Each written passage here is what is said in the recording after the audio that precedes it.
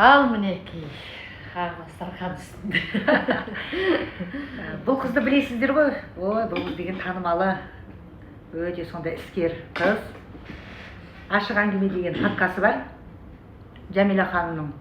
Өткенде мен сол подкастқа шығып, мен Жәмилаға айтамын, Жәмила комплекс болып қалған жоқсың ба? Ана парақшаңа қарасам, бүкіл подкасттарыңда елдің бәрі жақсы комментарий жазады екен де. Мен шыққан подкасттың үзінділерінде сондық жазған ғой. Кетіп қалған ғой просмотры. Менімен сұхбатты просмотр кетіп қалған. Барлығы жаңағы неше түрлі әңгіме жазған ғой.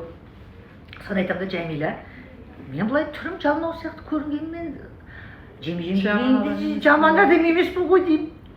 Сөйтсем Жәмила айтады ғой, ту әкке, жүрші, бір жақсы жерге барып, сіз Қытайдың тамағын жақсы көресіз ғой.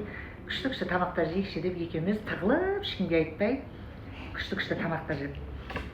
Мен Қытайдың тамағын негізі жақсы нетемін. Көп барам ғой, Қытайға да көп барам. Ар жақтан келген достарым да көп. Сұмдық жеймін бұндай тамақта. Бұл кісіні енді сырттан көрген адамдар дұрыс түсінбей қалып жатады, бірақ бұл кісінің жан дүниесі өте сұлу, өте қарапайым, кішіпейіл, енді аузын ашса асқазан ары қарай жүрегі көрініп тұратын кісі ғой. Бізде жай адамдардың қасында жүрмейміз, энергиясы тартатын, өзімізге ұнайтын адамдармен уақыт бөліп әңгімелесіп отырамыз. Жақсыменен сөйлескен жарты сағат жаманның өтіп кеткен өміріндей деп, бұндай кісілердің бір ауыз сөзін тыңдап, қасында отырудың өзі ғанибет.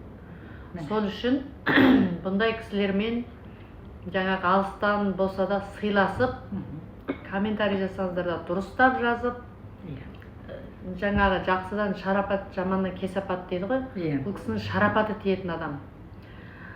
Бұл жақсы адам, өте жақсы адам. Ал сіздер сол кісіге жаман сөз жазып жатсаңыздар, ол айланып кеп өздеріңізге барып тиеді. Соны айтам. Осы нәрсені ұмытпаңыздар. Өйткені сіздер бұл кісіні танымайсыздар.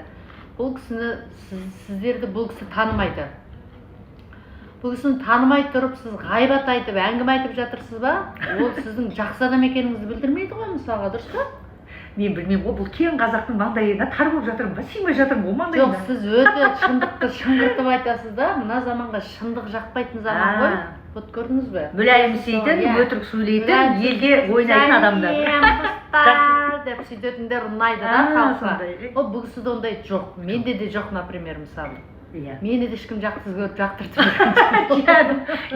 Жақтырмайтын екі қыздың тығылып шай ішіп отырған сәтінен өзіміздің қайғыларымызды айтып үстіп шай ішіп тұрамыз айналайында сендердің. Мұң шерімізді шығарып, комплекс болып қалдық қой жаным, жаза бермейші комментарий. Жазбаңдар албатта. Сөйтіңдер.